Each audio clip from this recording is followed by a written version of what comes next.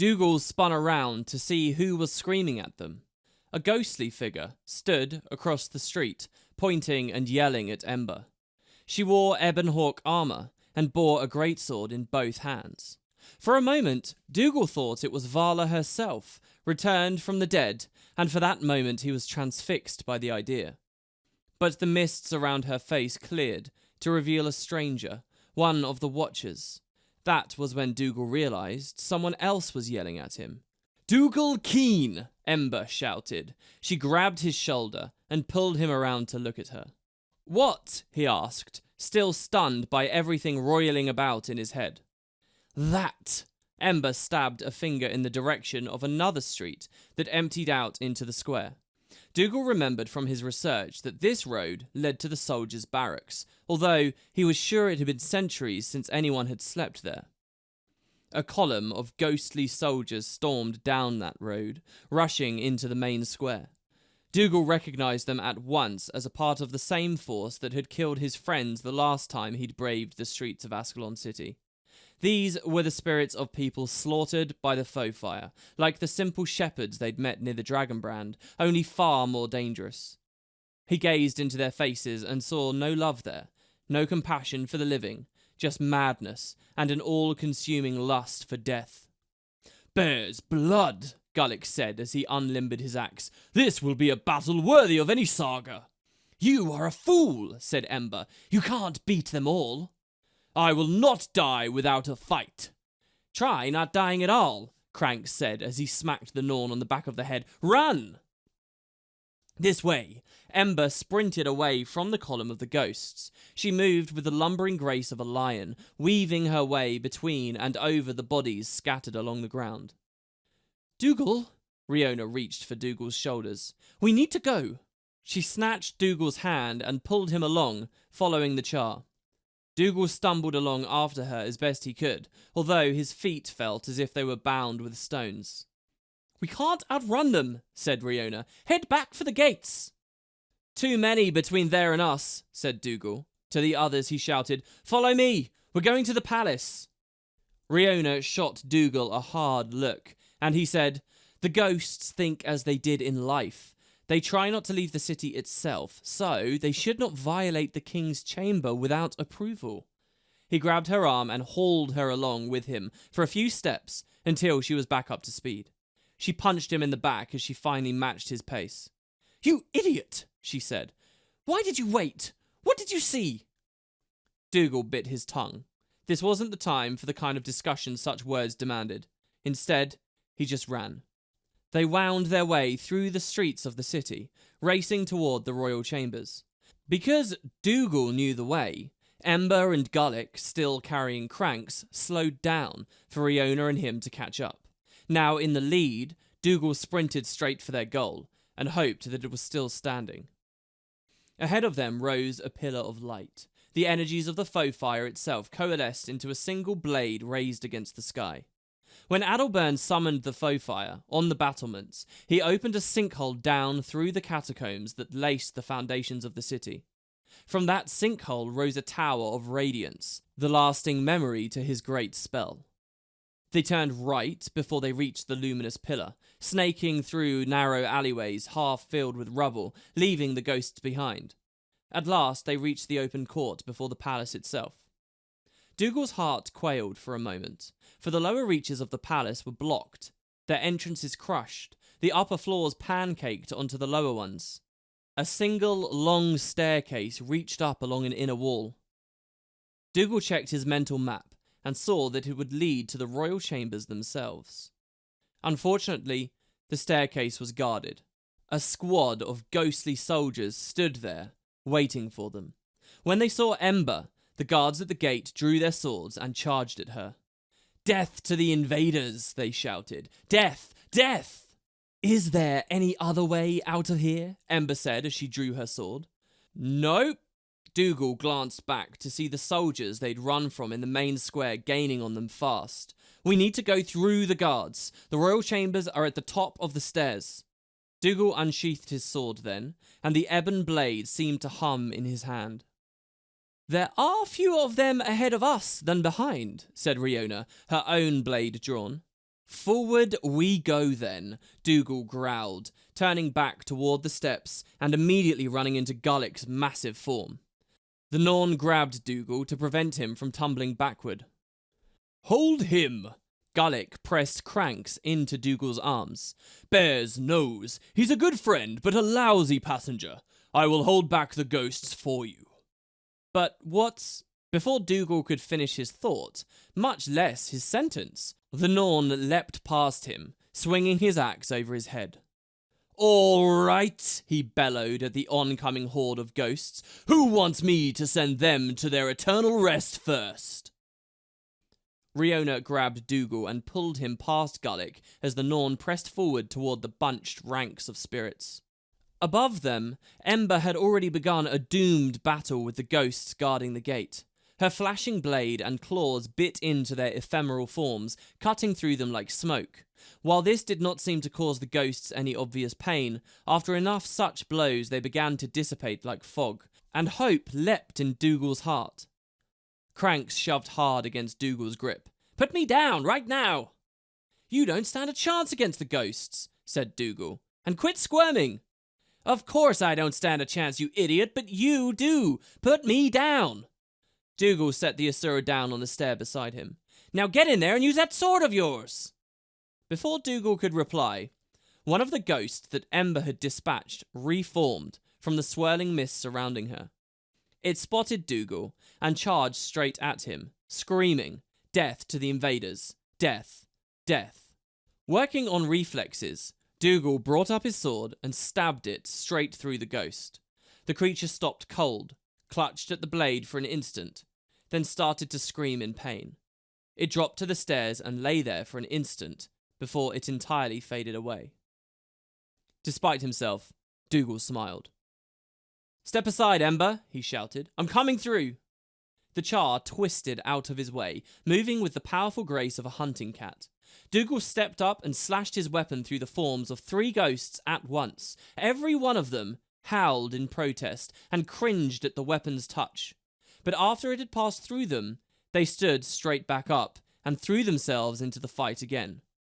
Dougal cursed.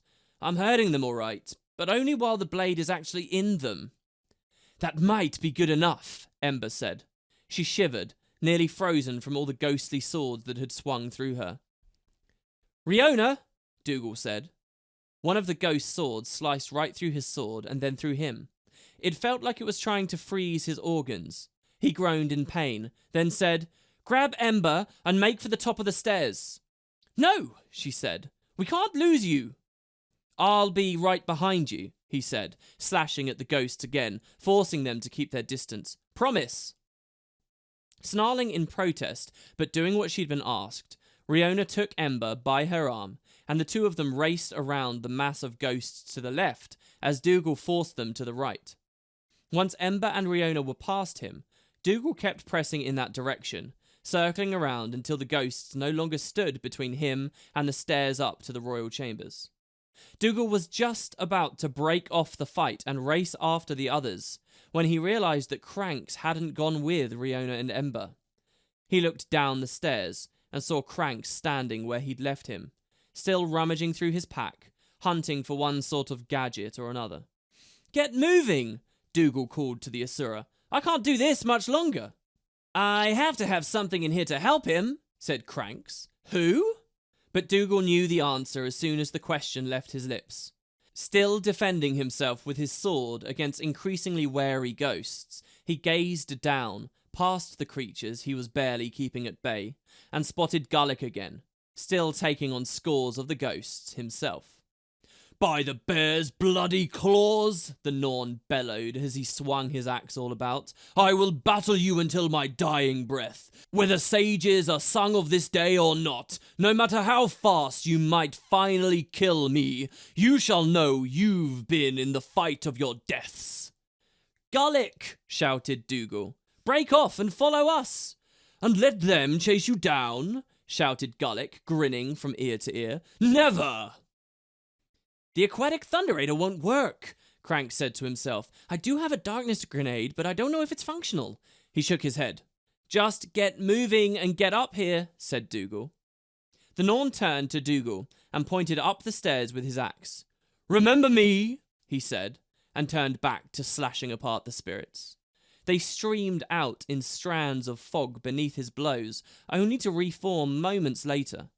Pressed on all sides now, Gullick bristled and began to transform into his ursine form. "I have one last healing draft, but that's not... Aha! Wait!" Cranks reached into his pack and yanked something out of one of the endless numbers of pockets in it. "Yes!" he shouted, and flung the small orb into the center of the fray. Gullick grinned and turned to shout something. It might have been thanks. Then the hall exploded in a ball of flame, the force of the blow driving both man and Asura back against the stairs. When the conflagration ended, there was sign of neither Norn or the ghosts, but only a shallow, scorched crater. Already, the pale blue strands were reforming into ghosts. Cranks stared at the devastation. "By the eternal alchemy, I used too much arcanic energy! I killed him! I thought it would help, and I killed Gullick!" The pair of ghosts nearest them, at the borders of the blast, reformed the quickest. Dougal stabbed each of the ghosts right through the chest. After they retreated out of the reach of his blade, Dougal reached down and grabbed the panicked Asura by the back of his collar. Then he turned and sprinted straight up the steps, dragging Cranks along with him. The staircase ascended forever, and Dougal could see Riona and Ember ahead, climbing the steep steps as fast as they could. Beneath him, he could hear the entire city howl. Looking down, he could see ghosts spilling from every doorway and trying to force themselves up the stairs behind them. Dougal, bringing the still frantic Cranks along with him, dove through the wide-open doors at the top of the stairs, bursting into what his ancient map said were the royal chambers. They landed in a tangled ball in the centre of the main chamber, and before Dougal could pull himself free, Ember and Riona grabbed them both and dragged them behind a tattered dressing screen that cut off the back half of the room from the front. Dougal started to ask what was going on, but Ember clamped a hand over his mouth while Riona muzzled Cranks. Dougal's eyes darted around and spotted a ghost standing right over them. He cursed himself for believing that the city's soldiers would not follow them in here. Yet, a ghost stood there, staring at him with a kind and gentle face. The unexpected face stopped Dougal cold. The look in the ghost's eyes was not maddened or vicious. This ghost looked sad. Rather than armour, this ghost wore the rich and elegant clothes of a royal courtier. He was balding and pot-bellied, and his eyes bore the weight of having seen far too many things for too damned long. He carried no weapon, other than the handle of a ghostly knife still jutting from the wound in his chest. Riona raised her blade, but Dougal held up a hand to stop her. Mortals and ghost viewed each other, and Dougal found his voice. "Savion," he said. "You're the king's servant, Savion." The ghost in ornate dress frowned and sniffed. "Chief courtier, thank you," said the ghost, "but I am Savion, and it is about time you got here, or someone like you." From the doorway near the head of the stairs, there arose the racket of the approaching mob. The ghost of Savion turned and walked back through the dressing screen, disturbing it less than a gentle breeze. Dougal could no longer see him, but the courtier's voice carried throughout the room. "How dare you burst into the king's private chambers unannounced?" Savion said, his voice commanding and firm. The ghost soldiers chanted at him. "There are invaders! We must protect Ascalon! We must protect the king!"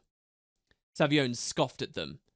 "I have been in these chambers this entire day, and I have seen no brigands, no raiders, and no bandits. Off with you!" The ghost's voices became more subdued and confused. We saw invaders," said one, but they were unsure of themselves now. Savion did not raise his voice, but his words dripped with menace. "Leave now, or I shall summon his majesty, our great King Adelburn, to deal with you and your intrusion personally. Do not tarry, but hunt your invaders elsewhere." The ghosts were cowed by the invoking of the king's name, then encouraged by the idea that the invaders were still at large somewhere else in the city.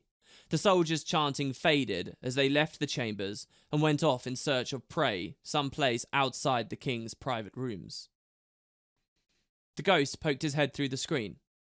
"I believe it is safe to speak now," he said as he emerged wholly before the others.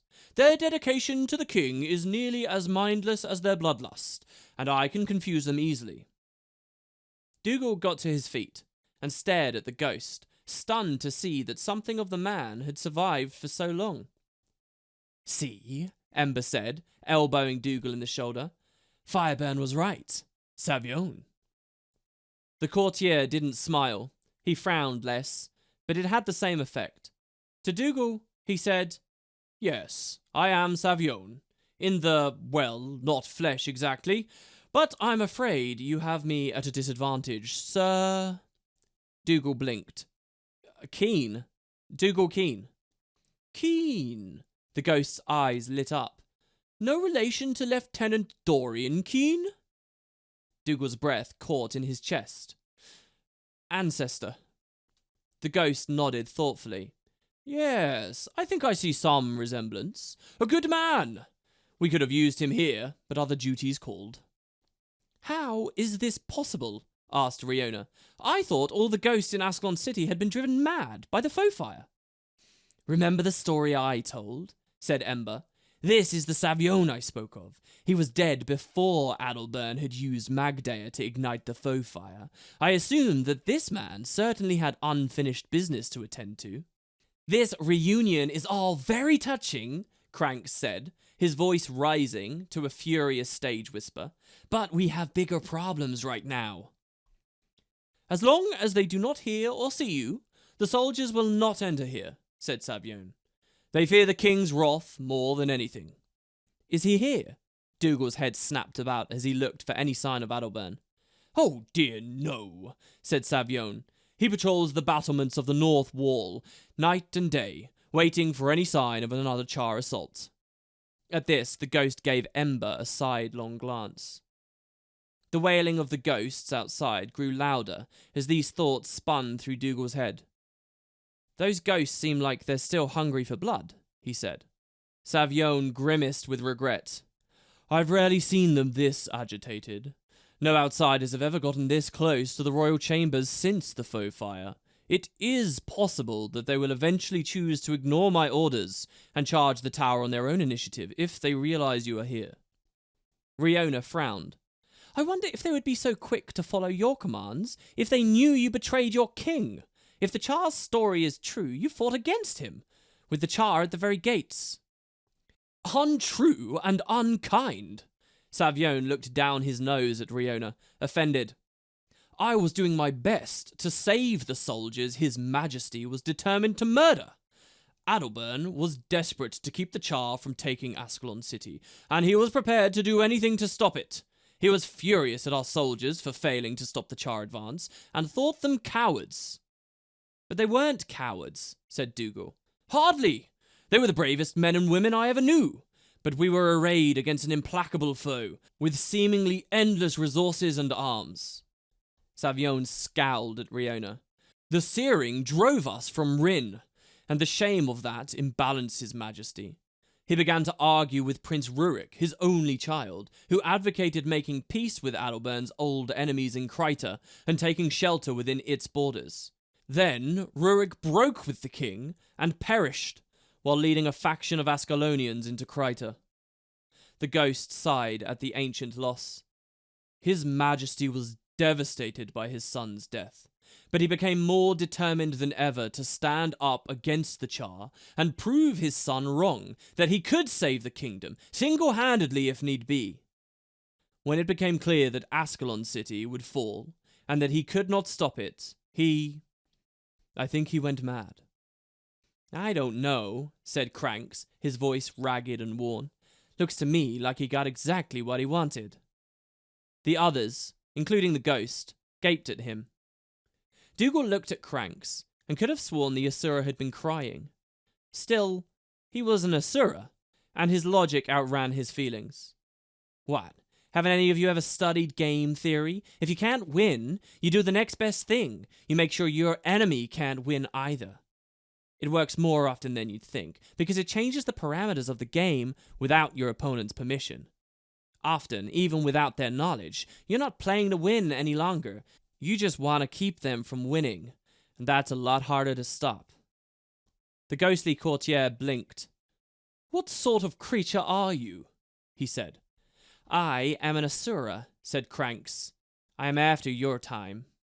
"Indeed, but you impute a great deal of rationalism to a man who had clearly gone mad." Savion's chilly glare froze Cranks solid on the spot. "I was there with him. I heard his rants. I saw the insanity dancing in his eyes, by the way, as he drove this dagger into my chest." As he spoke, Savion advanced on the Asura, the ghostly dagger embedded in his vest. Cranks shrank behind Dougal rather than face the ghost's naked wrath. "Point taken," he squeaked. "Death has done nothing to improve His Majesty's condition." Savion crossed his arms over his middle, resting just under the blade in his chest. "In death, his madness grows. He speaks as if Ascalon City were not in ruins, as if the Char have been pushed back, and as if his son still lived." Dougal knew they needed to get moving fast. If Adalbern found them, Savion wouldn't be able to protect them. To the ghostly courtier, he said, "We came here for a great treasure mentioned on an ancient map. Do you know where such a treasure would be?" "Ah," said Savion, and now the ghost allowed himself a grim smile. "You got my note." "Your note?" said Dougal. "During the first few years of my done death, I thought I could gain my revenge on Adalbern. I created maps and notes describing the city and the treasures in the vault. I cast them loose on the winds and watched them carry beyond the battlements. My hopes were that someone would arrive and dispatch Adalbern's ghost. There were those who came, driven by avarice and promised gold, but the army of the ghosts and the Mad King repelled them. Eventually, I ran out of ink and patience, and I abandoned the effort." Riona said quietly, "Dak's map?" Dougal nodded. One of Savion's missives had ended up in the old archives, and from there fell into Dak's hands. But Dougal noted that, although Savion claimed disinterest in the matter, he still seemed to be very interested in some form of vengeance against the king. "I doubt we can slay a dead king," he said, "but we do seek one of his treasures, the weapon borne by the Char leader, an ung set with gems. It's called the Claw of the Khan-Er." Savion nodded. "I know of such a weapon. His Majesty stripped it from the corpse of the Imperator who brought it here. For many years, His Majesty prowled through the city, salvaging armor, weapons, and anything of value. He sealed it in the vault of the royal treasury." "So your ancient maps were correct," said Riona. "Mostly," said Savion. "Most of the entrances to the palace itself were shattered in the foe fire, and those that survived have collapsed as the ruined buildings have settled. If you want to get to the royal vault, you would have to descend down the pit where the heart of the foe fire lies." Dougal overlaid the image of the current ruins with what he had memorized from the map. Yes, if he lowered himself into that pit, he should be relatively close. "Will you help us?" asked Dougal. "I already have," said the ghost, "and I think removing one of Adalbern's prizes will vex him greatly. If you can discomfort him in the process, I would be much obliged. While I cannot send the king's ghost to the mists, I can still take some comfort in petty vengeance. Perhaps I can get him mad enough." He would have said more, but Riona interrupted. "He's here," said Riona, who had moved back from the tower's entrance. She had dropped her voice to a whisper. "What do you mean, he's here?" asked Ember, matching her tone. "I mean, he's here," said Riona. "Adalbern, on the parapet, right above us." She pointed to the ceiling, and everyone looked up and listened. Dougal heard nothing. "He usually remains on the north wall, or under the castle in the catacombs," said Savion. "What would he be doing above us?" "How often do you get living visitors?" Dougal asked. Almost never, Savion admitted. He must have heard his soldiers chasing us, said Dougal. He's up there looking for us. A great voice that chilled Dougal to his bones rang out throughout the city. Guards, bellowed King Adalbern, I have found our invaders. Come to me, and we shall mete out our justice for their crimes.